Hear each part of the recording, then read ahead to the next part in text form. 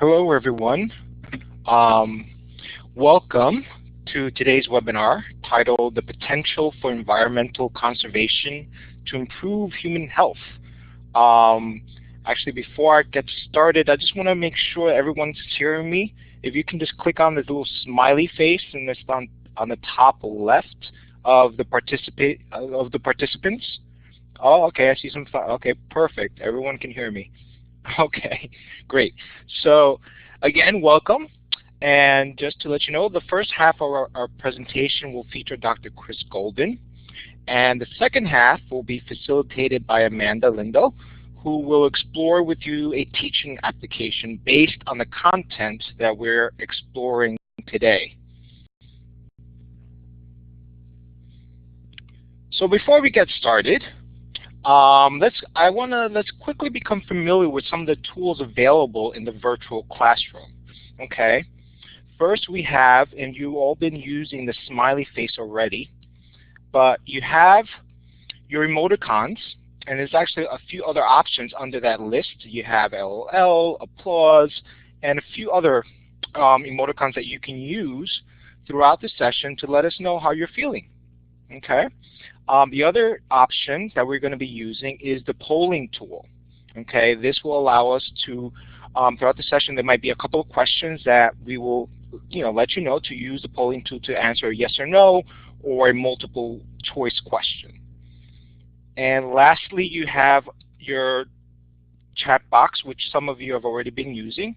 And just a reminder, you can, throughout the session, you can post any question or any comments in that box that you've, again, most of you have been using already.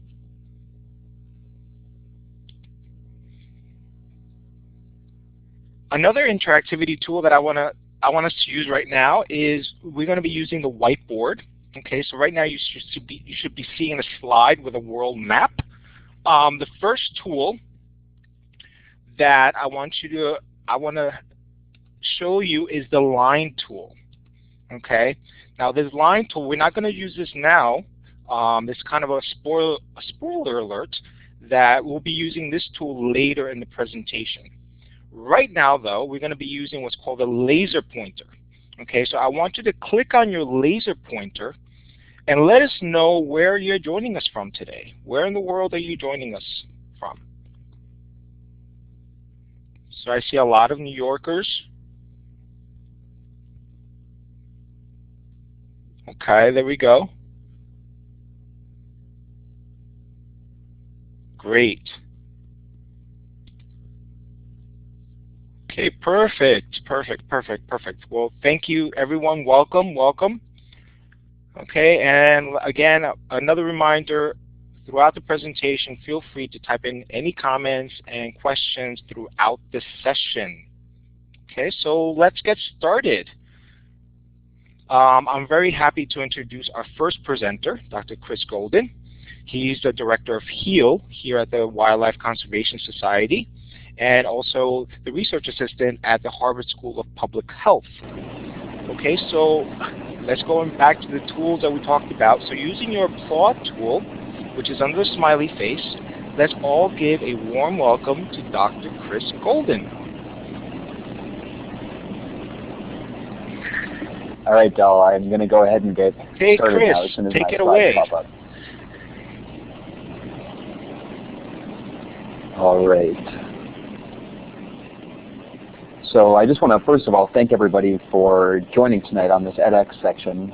And what I'm going to talk to you about is the potential for environmental conservation to improve human health. And much of what I've been working on as the director of HEAL is really trying to understand the ways in which environmental change can have downstream effects on human health in a variety of different ways, and looking at various forms of environmental change such as biodiversity loss, ecosystem transformation, wildlife population collapses, climate change, all sorts of different environmental processes that can have these downstream effects on human health. So as I mentioned, I am the Director of HEAL at the Wildlife Conservation Society, which stands for Health and Ecosystems Analysis of Linkages. And it's this multi-institution consortium of NGOs, academic institutions, and government agencies that have really joined together to try to create an empirical basis or an empirical foundation of evidence linking changes in our environment to changes in human health. And so what I'm going to bring you through in this presentation is really to describe this methodological framework where we are trying to create this evidence base, then to focus in on a case study where I've done some work historically in Madagascar, and then to talk to you about some of the future research that HEAL will be doing, looking specifically at global fishery collapse and nutrition. And so to start us off, what you see here is really this visual or conceptual diagram trying to demonstrate the role of ecosystem services. And for those of you who are not familiar with the term ecosystem services, this is basically a term trying to identify the ways in which the environment can provide benefits to humans. And most of the time, these ecosystem services have been evaluated in such a way to develop monetary outcomes, so ways in which the environment provides benefits to humans and people will create this kind of monetary value or X number of dollars in terms of benefit from the environment. What we're doing at HEAL that's a bit different is we're trying to value the environment in terms of the way it benefits human health. And so there are different types of ecosystem services. Some are provisioning services, which you can see on the left, which are things like extracting food from the environment or extracting water from the environment. Other things are like regulating services, or the ways in which forests provide water filtration or air filtration, or that pollinators provide pollination services by having intact environments. And all of these things cycle through, and through a variety of different kind of moderating and mediating factors have these downstream effects on human health. And the way we've conceptualized this is in an article that we published in 2013 to look at the human health impacts of ecosystem alteration. And we kind of describe this ecological transition. And this ecological transition is showing the ways in which the degradation of ecological systems or the degradation of the environment have these effects on human health, and how different types of people will be affected in different ways. And you can think of the poor around the world, or what's often termed the bottom billion, this kind of billion people around the world who are living in remote, rural circumstances, or even sometimes in urban settings, that are tremendously dependent on the environment for their well-being and livelihoods.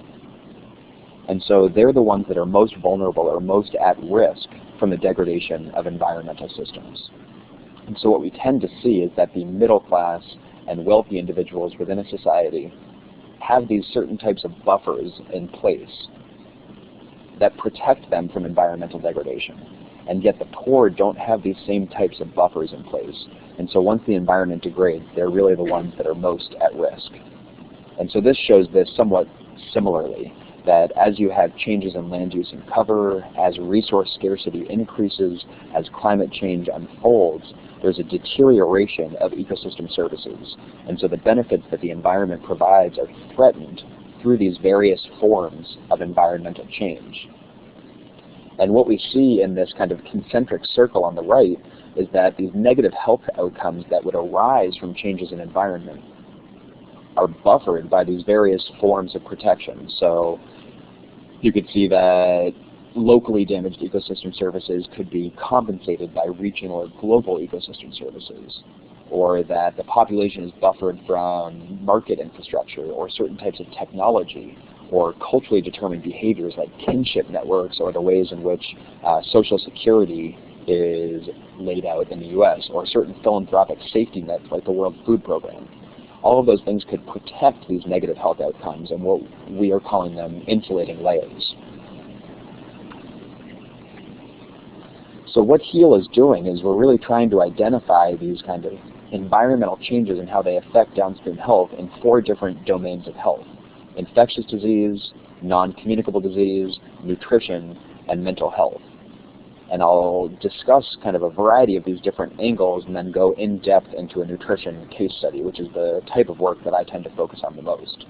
And what I think is really exciting through my background as a public health specialist and also as an ecologist, and how I've now joined forces with Wildlife Conservation Society, is really pairing these 2 things as having parallel goals. of looking at the ways in which conservation could be viewed as a public health intervention. That protecting the environment and protecting ecological integrity can have these synergistic effects, or these parallel goals, or these co-benefits that allow for benefiting human health as well. And so what we see here is an example of how ecological change could impact human health. So we see how certain studies now have tried to identify the drivers of bee colony collapse disorder and have attributed much of it to neonicotinoids. And you can see how pollution in the environment, the practices of large-scale agriculture, have these effects on pollinator communities. And the collapse of pollinator communities, of course, affect our food supply. And when our food supply is affected, this will, of course, have downstream effects on our nutrition.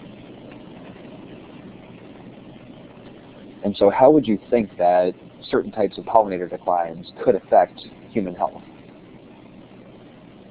So now if people could answer into the chat box and kind of brainstorm some ways, that would be great.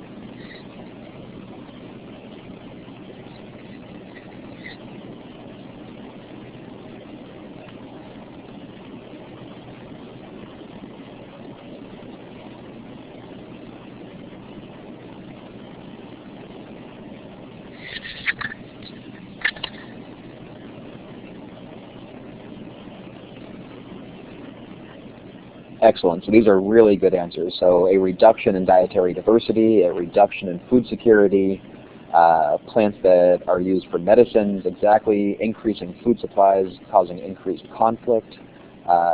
These are all exactly correct. And so much of the ways in which we envision this, we've tried to model some of these outcomes. And what we've found is that we can think of this as a certain framework, that environmental change could cause a change in food supply, which could cause a change in nutrient intake, which of course would have a health burden associated with that. And so we could think of these pollinator declines reducing particularly fruit and vegetable production, because these are the things that are primarily affected by pollinators. And so this, we then think of what is particularly important within fruit and vegetables that can't be found elsewhere in the diet. This would lead to reduced intake of vitamin A, vitamin C, folic acid, antioxidants, and all of the health burdens associated with a reduced intake of those items would be affected. And so some work from colleagues of ours, I actually did my PhD jointly with Becky Chaplin-Kramer, who's the lead author here, has shown that vitamin A pollination dependence, iron pollination dependence, and folate pollination dependence are particularly at risk from pollinator declines in the countries that are highlighted in red. And so you can see that this peaks kind of in certain parts of South America, definitely in certain parts of South Asia like India, Southeast Asia, and of course Sub-Saharan Africa being particularly at risk with folate dependence, and kind of a place that's near and dear to my heart, very important within Madagascar. And yet this study doesn't account for anybody's baseline nutritional status. And so if you think of a place like that's highlighted in the vitamin A population dependence in kind of Arizona, New Mexico, Texas that you see highlighted there, this is actually not totally accurate, because the dependence is one thing, this is the crop dependence, and yet the baseline nutritional status is very important, and how they get access to vitamin A is also very important. So people in the U.S. are very often accessing vitamin A from the meat supply. They're accessing vitamin A from supplements, from vitamins, from fortified foods, because we have access to a market. Whereas you could think of the populations in Sub-Saharan Africa, South Asia, Southeast Asia as being more vulnerable to these effects, because they don't have those same market infrastructures, those same technical fixes like supplementation that would allow them to compensate for these losses. And so this next study was done by my postdoc advisor, Sam Myers, and some colleagues of his, looking at the baseline nutritional status in 4 countries. So looking at Bangladesh, Mozambique, Uganda, and Zambia, and looking at how the reduction in these certain forms of vegetable and fruit production would actually impact their health status. And what you see is that a country like Bangladesh is not affected, not because it's not at risk, or not because it's not a malnourished population, but because it's no longer at risk. Almost all of their population is already so vitamin A deprived that no more people would fall below the threshold.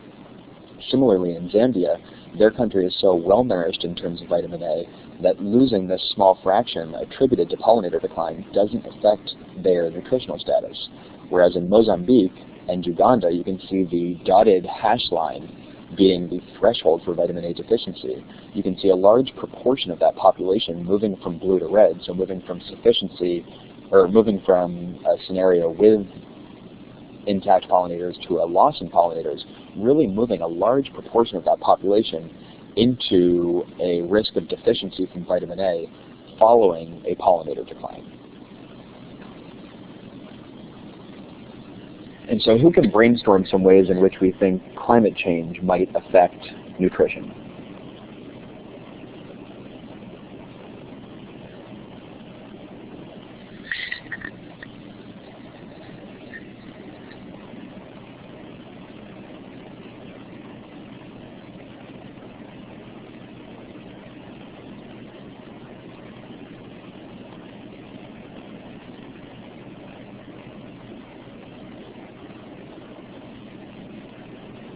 Great, so these are fantastic answers, and I'm sure many of you are seeing them in the chat box, where kind of changes in water and temperature cycles would lead to reducing agricultural yields potentially, also to effects on pollinator communities that could affect the agricultural yields indirectly through climate change, and also changing locations of certain crops in terms of where they're most productive.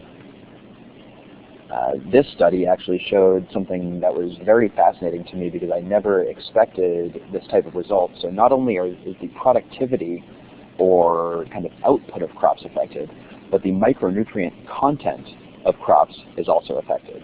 And so what we're seeing is that the one thing that nobody will argue with climate change models, which is the increase in CO2, has these tremendous effects on the micronutrient quantities within crops.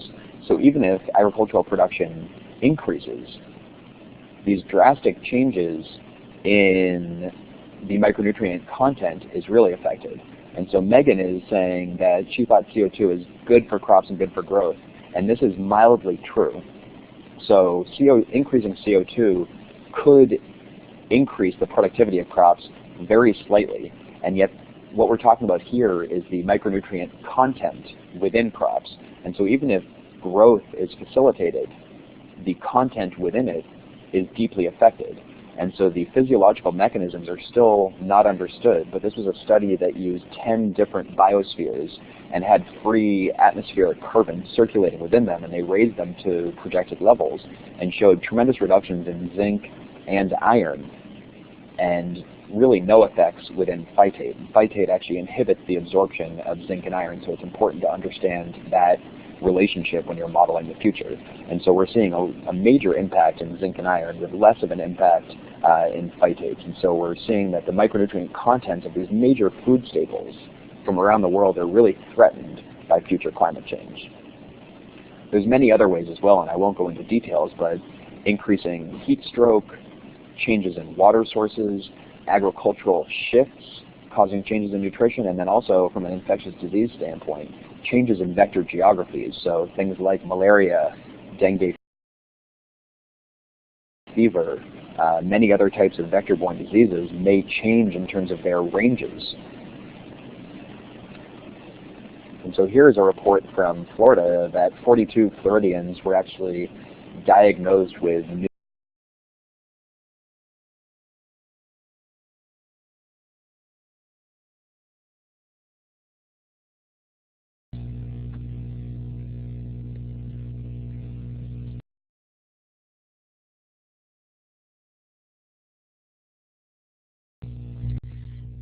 Hi everyone. Please bear with us while we get Chris back online. Can you guys hear me now? Okay, sorry about that. I don't know what just happened. So what we're seeing is that there's also a large amount of ecosystem transformation that can affect human health. And I think that this study is very, very interesting in the way that it shows a dose response between the amount of forest cover and its effects both on nutrition and on diarrhea, the mechanisms being entirely different. And a lot of these relationships, it's difficult to prove a causal mechanism, and yet it's very suggestive when you see this type of dose response that it is in fact causal. And so when we see that there is kind of between 0 to 9% forest cover, the odds ratio is then set at baseline for whether or not this would increase or decrease the likelihood of consuming vitamin A-rich foods or the odds of experiencing diarrhea. And so what you see is that the mechanism here would be that access to a forest would provide you with access to dietary diversity in terms of wild fruits, wild vegetables, etc., that you can harvest from the forest. And the mechanism for diarrhea is that an intact forest improves the water quality because many people are not dealing with piped water. They're collecting water from rivers or collecting water from streams or wells where the water might actually impact the groundwater. And so what you're seeing here is that the water filtration as an ecosystem service or the provision of dietary diversity as an ecosystem service is enhanced by forest cover. So as forest cover incrementally increases, your odds of consuming vitamin A-rich foods from fruits and vegetables increases, and the odds of diarrhea decreases as forest cover increases.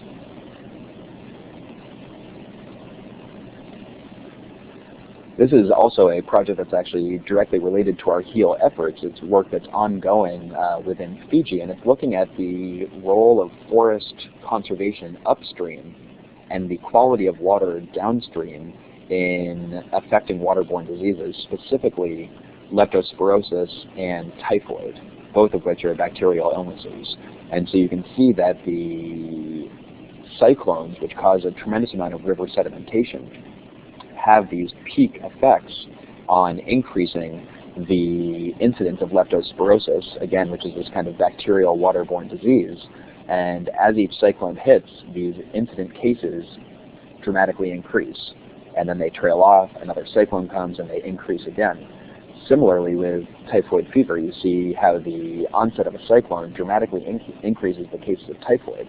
And this is going at this causal mechanism of how protecting the forest upstream reduces river sedimentation, or the kind of large particulates within river water.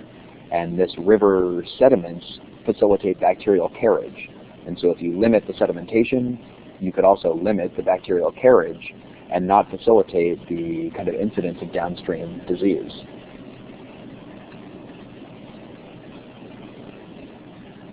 So now a question for the audience here. How could the loss of coral reefs affect human health?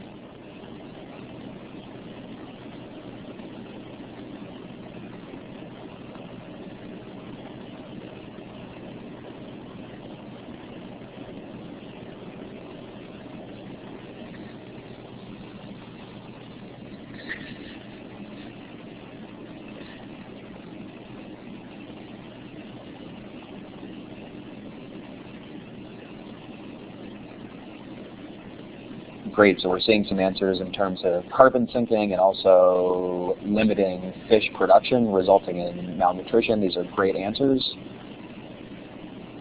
One way by which we could think of this is that reef systems, like you see here in this kind of small island developing state, we could have the onset of industrial fish poaching coming from more developed countries that are going out and harvesting all of the local fish supply, or destructive fishing practices like beach seining that then limit the fish supply for local populations. And we could think of the creation of a marine protected area that actually limits the ability for fish poaching to occur, or for destructive fishing practices to occur. And what you see here is that it would rehabilitate the stock of the fishery. That would then allow local populations to harvest those fish in a sustainable way, and they're not restrained to the area of the marine protected area. These fish would not just be in the source of that area, but they would also flow into the kind of adjacent areas as well. And so it would not only benefit that immediately protected area, but also a lot of the fish in surrounding areas as well, providing dietary diversity and important animal source food nutrients to local populations. You also see that it provides a regulating service. So coral reefs provide wave buffers, and so 97% of the wave energy is attenuated by the presence of coral reefs. And so you can see here in kind of millions of people how many people are protected through the presence of coral reefs. And you can see that many of these populations are hugely protected in coastal areas in terms of the ability for coral reefs to offset a lot of what we anticipate will become exceedingly variable and stormy weather given our predictions for climate change. Now moving into kind of this idea of non-communicable diseases. So there are ways in which the environment, through deforestation, forest fire regimes, put out particulate matter into the atmosphere, which is then carried into adjacent areas through wind transport models. And so many of you might have seen about a year and a half ago, Singapore was hit by the highest haze levels in 16 years. And this was an incredibly important event in Singapore. I think we very much underestimate the tremendous impact this had on the local population. But during that event, being outside was the equivalent of smoking 52 packs of cigarettes in one day. So that amount of particulate matter that was caused by deforestation and forest fire regimes within Indonesia transported all of that particulate matter into areas like Singapore and other areas of Indonesia and causes tremendous amount of air pollution. And so what we're seeing is that the destruction of the environment not only has these localized effects on biodiversity and localized effects on people, but it also has these major impacts on people in the larger kind of health shed, the larger watershed, the larger air shed. And so what we're doing as a group is trying to model some of the ways that forests have changed and how the particulate air pollution has changed over time. And so you see here that changing forest cover in Sumatra between 1985 and 2008-2009 is tremendously different, with a large proportion, about 30% of the island, having been burned since 1985. So in about a kind of 25-year time period, losing 30% of the island to forest fires due to increasing commercial and industrial efforts in the area, primarily for palm oil and also for paper pulp.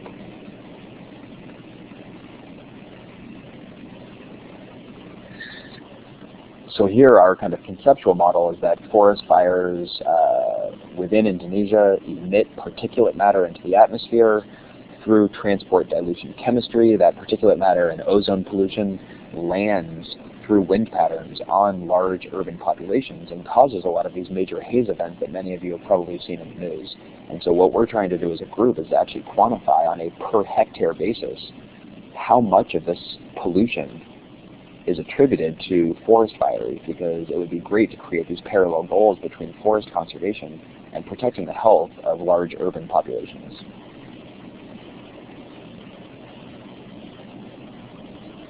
And so this paper was recently just published this year by one of our groups with HEAL.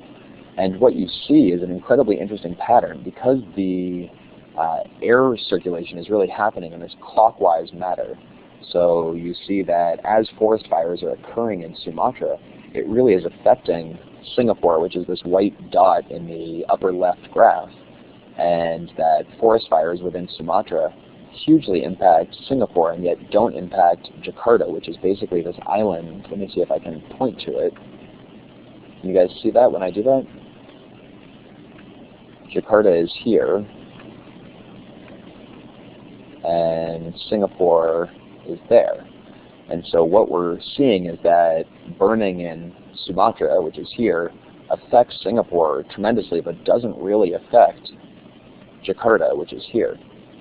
And Jakarta is the capital of Indonesia, so politically they have very, very little to do in terms of their incentive to change their forest fire practices. And yet from the Singapore perspective, they really would like Indonesia to stop burning because it is tremendously affecting their population. And so what you see is that it could really be this efficient way of having Singapore, which is an incredibly wealthy country, pay for forest conservation in Indonesia, which is in need of funds for their conservation efforts. And so now moving into my own case study and my own work, we could think of ways in which wildlife population collapses reduce access to animal source foods, which reduce micronutrient and vitamin intake and increase the incidence of anemia. And so of course this is based on the assumption, which is true, that local people within Madagascar are hunting wildlife as a main food source. And so just to situate you all geographically, I work in the Makira Protected Area, the Makira Watershed, which is viewed in pink in the outline of the map in the upper right. It's the largest remaining tract of rainforest in Madagascar. It's this absolutely beautiful area that WCS co-manages in northeastern Madagascar. 85% of all of the plants and animal species in Madagascar are endemic to the country. 50% of all of the plant diversity within Madagascar is found just within the Makira watershed. And so if you extrapolate these rates of endemism, which means unique species to a given area, by the biodiversity, which is the amount of unique species, what you see is that it's approximately 1% of all unique plant species on Earth can be found within the Makira watershed. So from a conservation perspective, it's an incredibly important area. From a public health point of view, it's also an incredibly important area. So what you see is that Madagascar ranks 6th in the world in terms of the most stunted countries, and for those of you without a public health background, this means that you have attained a short height for your age, which is a sign of chronic malnutrition. And so typically if someone is wasted, that means they have a low weight for their given height, which means that there's been an acute shock to the food system, which means they attained a normal height but then lost a lot of weight from a food shock, and that's why they're called wasted. When you're stunted, it means you never attained that normal height because you were part of this kind of chronic malnourished environment whereby your body was never able to grow properly. You can also see that it ranks very high in anemia, so Madagascar is in the dark red, putting it in the severe category, and actually in the population that I looked at, which was pre-adolescent children, approximately 63% of this population was affected by anemia. And I became very interested in the role of forest foods in delivering nutrition to local people. So Madagascar has a large area that's deforested and also a large area that's forested. And in the deforested areas, they have no access to forest foods and only access to market foods or foods that they're growing on their own through agriculture. Whereas in the forested areas, they have food that they're able to raise domestically, like livestock. They have access to the forest, and they also have their own agriculture. So I was very interested in the kind of role of wild fruits, wild vegetables, insects, wild animals, and how that contributed to their diet and their nutrition. And so how would you define bushmeat? Is anyone in the audience able to define bushmeat for me?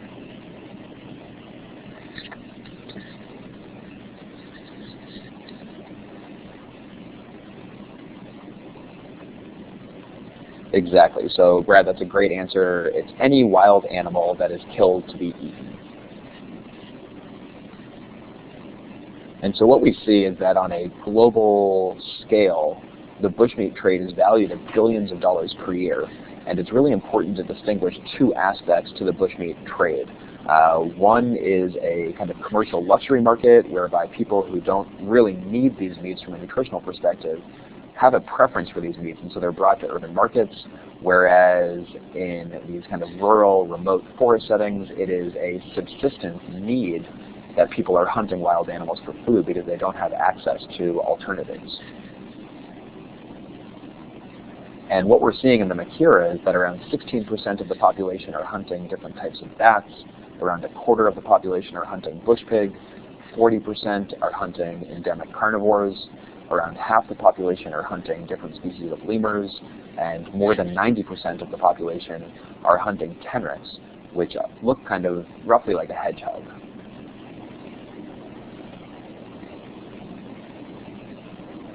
And if you look at the kind of role of animal source foods between poorer and richer households, you can see that poorer households are disproportionately more reliant on wildlife as a food source. And so again, this goes back to our theoretical framework that poorer populations are more at risk from the collapse of ecosystem services, in this case the collapse of wildlife populations, because they're more reliant on these sources as a form of well-being and a form of livelihoods. And so what I showed in my initial study was that as wildlife consumption increased, an individual's hemoglobin level also increased. And so hemoglobin is a direct measure of anemia. And as your hemoglobin levels increase, you become less anemic. And so the more and more wildlife you were consuming, the less and less anemic you became. And so we modeled this in reverse to say if we lost wildlife as a food source, what would happen? And it demonstrated that about 30% of the population would then increase in its risk for anemia given the collapse of wildlife locally. And so now moving into some of what we're going to be doing in the future is really a translation of this terrestrial wildlife case into a marine wildlife or fisheries case to look at how global fishery collapses will impact nutrition. And so we could also actually, before we even go into that study, think about different ways in which wildlife interfaces with human health, terrestrial wildlife, and how ecosystem encroachment and globalization increase access and contact with wildlife, and how the hunting, butchering, and consumption of wildlife increases transmission risk of disease to facilitate spillover events or zoonotic diseases. So what are zoonoses? Is anyone in the audience, can they define that to the group?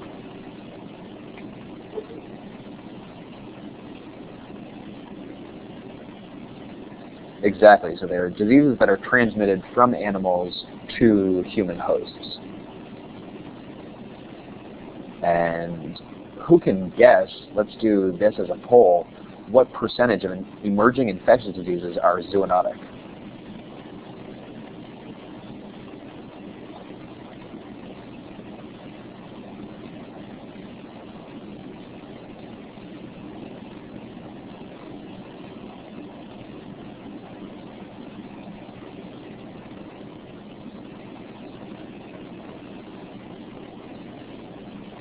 Yeah, so actually, many of you have gotten this right. It's actually D. 75% of all emerging infectious diseases are zoonotic in nature, meaning that they're transferred from animals to humans. And so what we're doing locally in Madagascar is actually collecting wildlife blood spots from a lot of the butchered wildlife to investigate. Oh, Everett, do you have a question that you're trying to ask?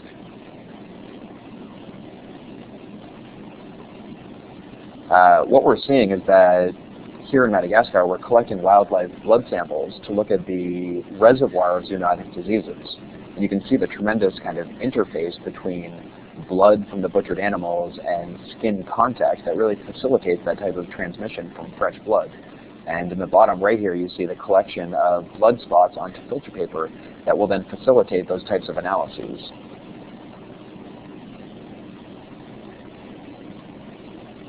So who's heard of the Ebola epidemic, and how does Ebola spread to humans?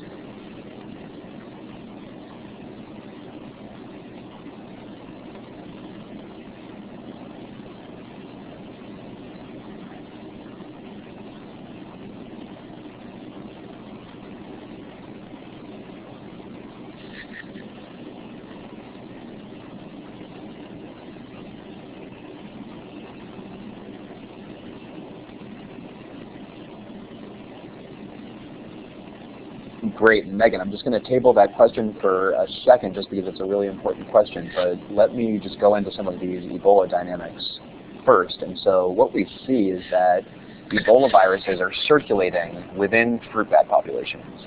And just to give you an idea, bats are the most likely reservoir, although technically the species is still unknown because we have not been able to isolate and propagate that virus in laboratories yet. And so what we're likely to find is that it is found within a fruit bat, although we're not certain. And so that is the reservoir. It then circulates within ape populations, even certain types of duikers, and spills over into human populations. And the key feature of an epidemic is this human-to-human transmission following a spillover event. And so not only can it be a zoonotic disease, but then it becomes an epidemic disease whereby this highly contagious body fluid contact. So both people are right when they say body fluids and then also transmission from animals to humans. There's this very complex and intricate wildlife to human interface that facilitates a spillover event followed by epidemic transmission.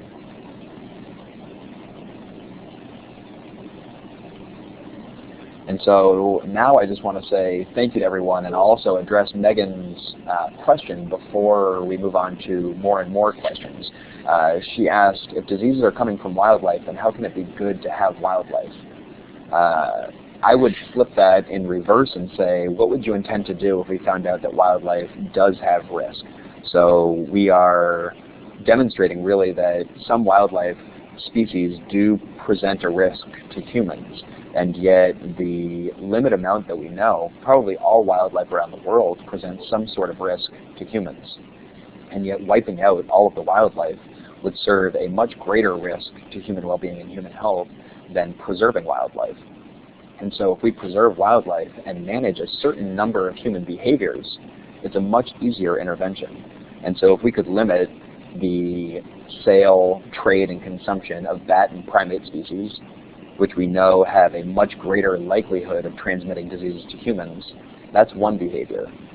If we can also kind of increase corporate responsibilities, so logging companies, gas and oil companies, certain types of timber or mining companies that go into these remote forest areas and really drive a lot of this kind of increasing human environment interface, and very often do not pay or take care of their employees well, that are then forced to rely on forest resources, that again facilitates this transmission. So there are certain types of risk behaviors that we could manage or limit rather than saying let's wipe out all of wildlife because it presents a risk to humans. So does anybody now have any other questions before we move on to some of Amanda's work?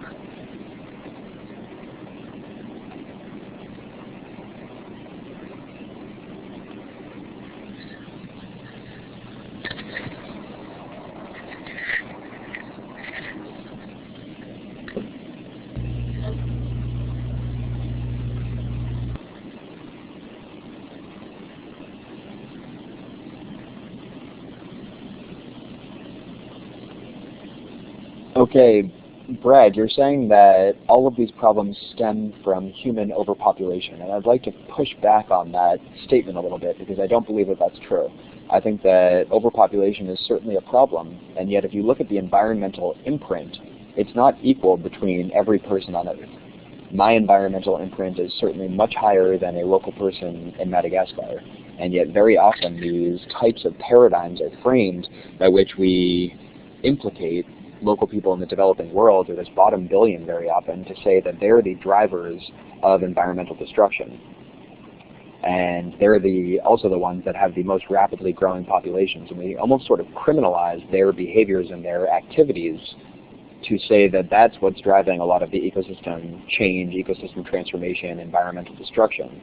And yet if we look at a per capita basis, people's environmental imprint are highly heterogeneous. They're really different between different types of people around the world. And so what we really need to do is to understand who's driving most of this. Is it a commercial company that drives all of the deforestation in Indonesia to support the palm oil industry, or is it a local Indonesian farmer who's carving out a small plot of land to farm for himself? I think that by blaming things on population, we do a disservice to understanding the best types of interventions, because many of them are politically structured and commercially structured. Allison, great question. What we're doing right now is actually doing a sustainable chicken husbandry initiative to increase domesticated meat intake because it's their #1 taste preference over and above wildlife. And so we are providing vaccines, we're providing education to improve husbandry conditions, we're providing information on what should be provided to chickens as feed to increase their productivity. These are not chickens that are brought in or imported, it's all locally bred chickens that have been there for a very long time that we're really just facilitating increased productivity so that they can have more and more to eat, which may naturally wean them away from wildlife as a food source. And with that, I think I'm running a bit over time, and so I'm going to turn this over to Amanda. And Amanda Lindell is the Director of Professional Development at Wildlife Conservation Society, and she's going to provide you with some really neat activities that you could do in the classroom to kind of highlight some of what we've gone over in my lecture and provide interactive ways of connecting this type of information to your students. And I'm sure that Dal and Amanda can also provide you with my email address if there's any follow-up questions or interaction that you'd like to have from the presentation. And I just want to take this time to say thank you to all of you for participating. It was a lot of fun for me. Thank you so much, Chris. I always enjoy hearing all of the different aspects of your work. So just to test to make sure everybody is hearing me okay, please use that interactive buttons and give Chris a round of applause.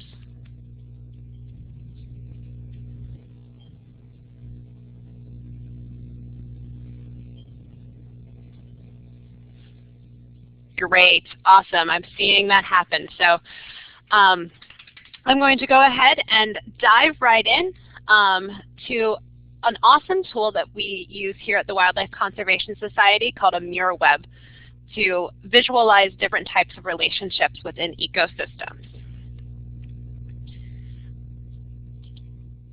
So a mirror web is named after John Muir, who is perhaps America's most famous naturalist and founder of the Sierra Club. His famous quote, "When we try to pick out anything by itself, we find that it is bound fast by 1,000 invisible cords that cannot be broken to everything in the universe," explains the usefulness of creating and using mirror webs. There are two important elements to mirror webs, nodes and lines. Nodes represent ecosystem elements, and then lines are the connections between them. This is an example of a mirror web that's quite extensive. This is a completed web based on Dr. Eric Sanderson's work for the Waylikia project. Dr. Sanderson has recreated the ecosystems of New York City when Henry Hudson first arrived in 1609. You can see the many nodes on this map that represent ecosystem elements like beavers, slow-moving freshwater streams, partial sunlight, red maple trees, marshland, and the myriad of lines that connect each of these nodes. This map is so complex, it isn't very useful for our students, but it is a powerful visualization of how the elements in a geographic area are connected and just how many elements there are, as well as all the connections. It's so dense in the middle that you can't make apart all the different nodes and lines, and you really can only tell the ones that are way out on the fringes that are only connected to one or two other things. So before we move it further, I want to take a poll and see what kind of relationships you think we could show using a mirror web. So we're going to go back to using that polling tool that's in the participants window. You should see a box that has options that has an A in it. If you hover over that, you can select your response of A, B, C, D, or E.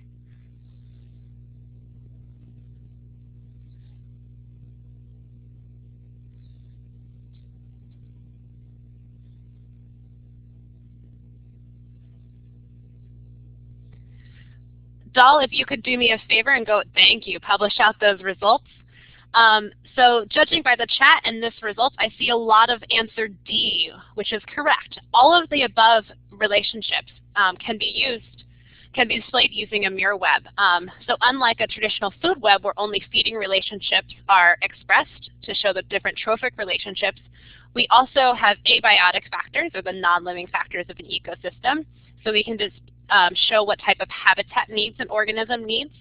And to get into some of the stuff that Chris was talking about earlier, we can also show how some of the health connections are made and also different things that an organism needs for its health. So let's test this out a little bit and make a mirror web ourselves. Here you can see some of the elements of the Makira system Chris mentioned earlier, as well as a few new ones I've added. Each node is represented by a photo. Using the drawing tool that Dahl mentioned earlier today, we're going to try to draw some of the lines between these photos. So on the left-hand side of your screen where you see the chat and participants window, you have your toolbar. Towards the bottom, you'll see a line tool, and that'll allow you to draw a straight line on the page by clicking and dragging. Great.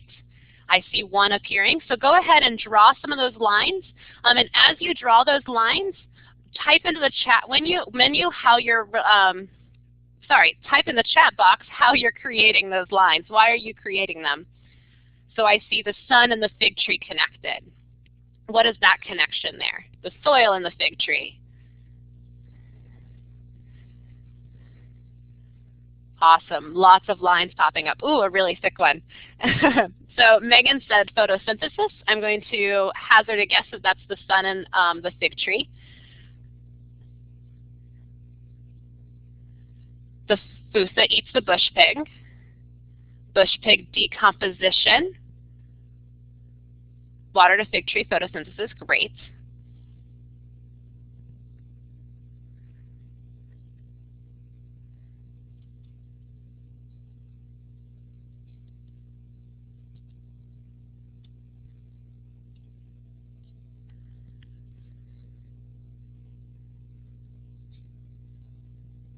Any other connections people want to call out in the chat box? Earthworm to soil. Fusa eats the tailless tenerac. What about any of those human connections?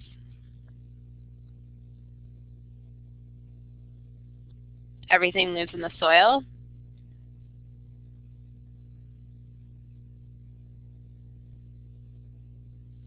Humans eat the bush pigs, great.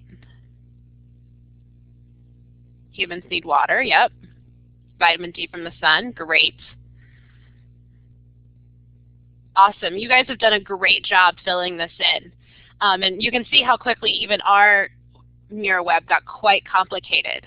We could spend a whole lot more time completing this particular web, but just in that short amount of time I gave you, you were able to create many of the connections that Chris talks about, and also a whole lot more that you guys brought in from your prior knowledge.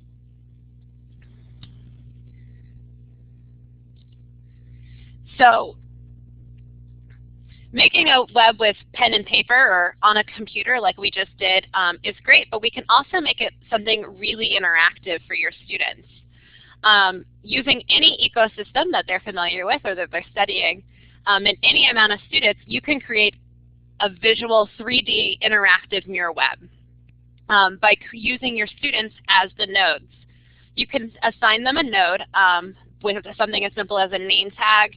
You can make signs for them. They can make signs. You can give them photos to represent their elements, and use ribbon to connect the nodes and have the students tell you why they are connected to what they're connecting to. Ribbon is a great use here because it's easy to spool back up and use again and again, and it doesn't get as many knots. I've tried it with yarn.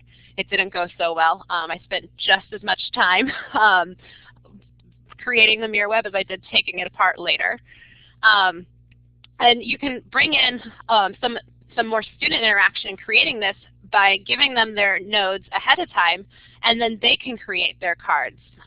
In the pd.wcs.org classroom that you have access to, we have cards that we've created for the temperate forest ecosystem as well as the marshlands and freshwater ecosystem of the Northeast region.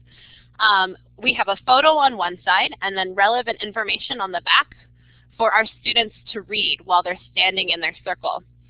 So even if they've come into a workshop and don't have that much background information, they can still participate by glancing at the back of the card and reading about it and using that to tell us what they're connected to.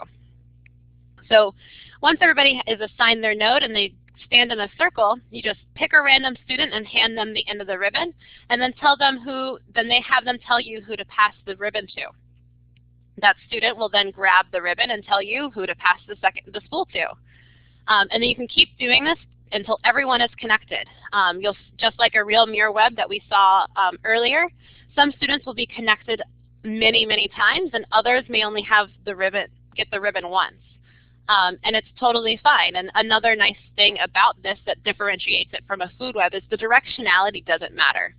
The ribbon can go from the sun to a plant or from a plant to the sun. So it makes passing it around a lot easier and faster because you don't have to worry about the directionality like in a food web. The real power of a mirror web comes in once everybody's connected. You can really start a conversation. If you stand in the middle of the mirror web and select any random piece of ribbon in front of you and give it a really good tug, you can ask your students to raise their hand if they felt the tug. Every time I've done this, more than the 2 students connected by that string would raise their hand. And it really gets to that John Muir quote about everything being connected in a myriad of ways, because those two students directly connected move their hands, and then everybody else they're connected to moves their hand. Sometimes you'll get lucky and hit a node that a lot of people are connected to, like water or the sun. And other times, even if you just get one end of that string has one student on it with only one other connection, you'll still get at least 3 students moving and raising their hand. And it's a really powerful visual response when the students see everybody else's hands going up around the circle.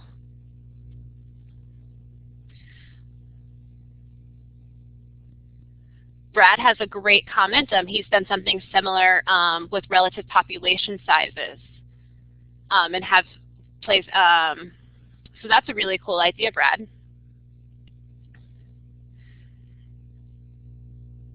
Depending on how you enter and frame this tool, you can hit a lot of the new disciplinary core ideas that are expressed in the next generation science standards.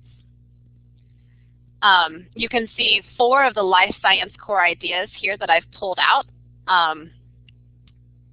You can interdependent relationships and cycles of matter and energy transfer can be hit just by having your students create a mirror web. And if you're analyzing them and using the mirror web as a model, you can really start looking at ecosystem dynamics, functioning, and resilience, and biodiversity and humans, kind of like Brad mentioned with his activity in the chat box. You can also hit a lot of different cross-cutting concepts like cause and effect systems and system models, energy and matter, and stability and change.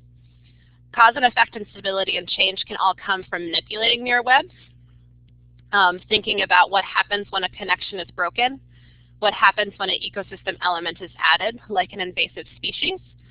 You can really see different changes in the shape and the amount of connections by manipulating a mirror web in this way.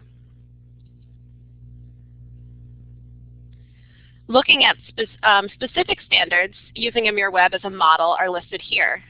You can see an MSLS 2-3, the second bullet there.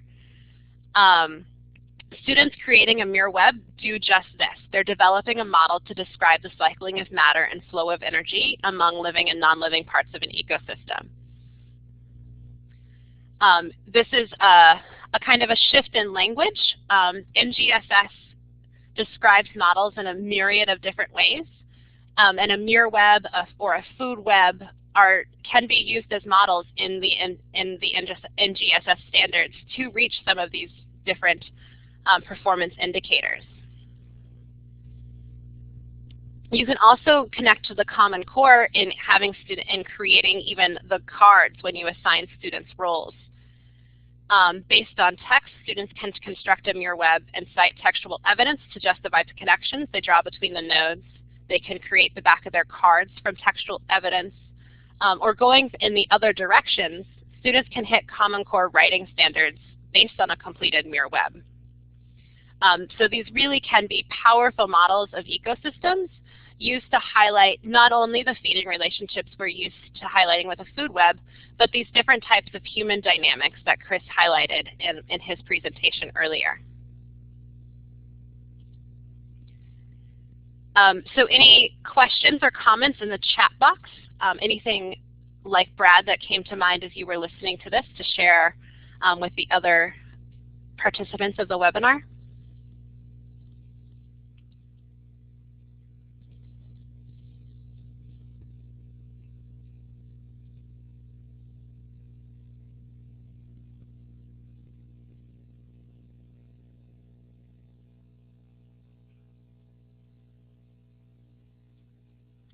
All right, I don't see anybody typing, so I am going to go ahead and turn it back over to Dahl to wrap everything up. Thank you so much, everybody, for your participation. It was great talking and seeing you all online tonight.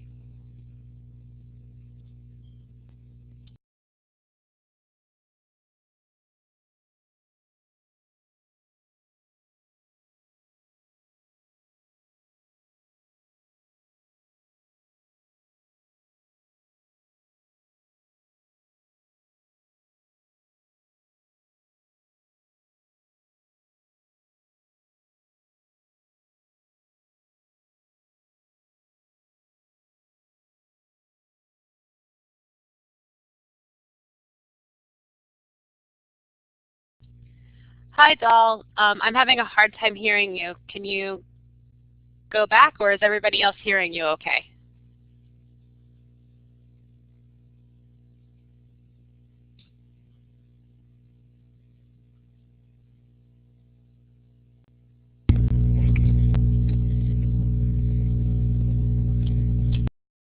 Hello, everyone. Can you hear me now?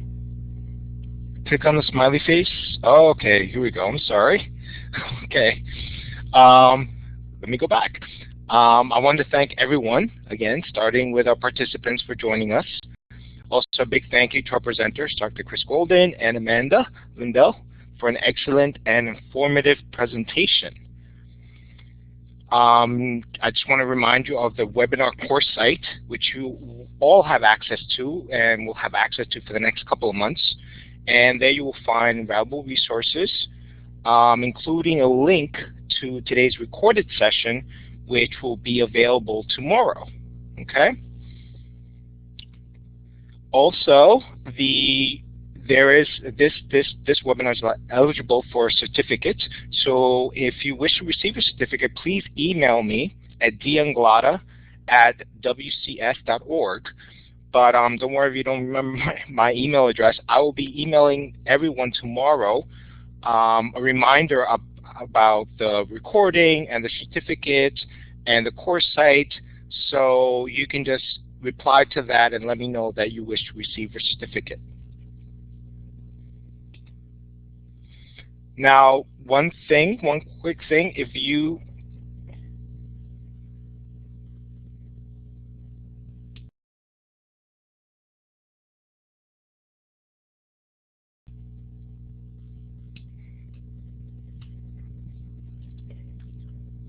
hello, I think my recording, the audio went out, but there's a link to the recording in the chat box. A link to the survey in the chat box. If you can please, it's a very quick survey, less than a minute. Again, this will also be in the email tomorrow if you don't get a chance to do it tonight. Lastly, I just want to remind you there's a webinar. Our next webinar is on April 7th and is with Dr. Molly Cross, and her topic is going to be on climate change. So you can enroll now by going to pd.wcs.org. Again, thank you for joining us. This has been great. Thank you for your participation, and we look forward for you joining us in the future. Thank you again. Have a good evening.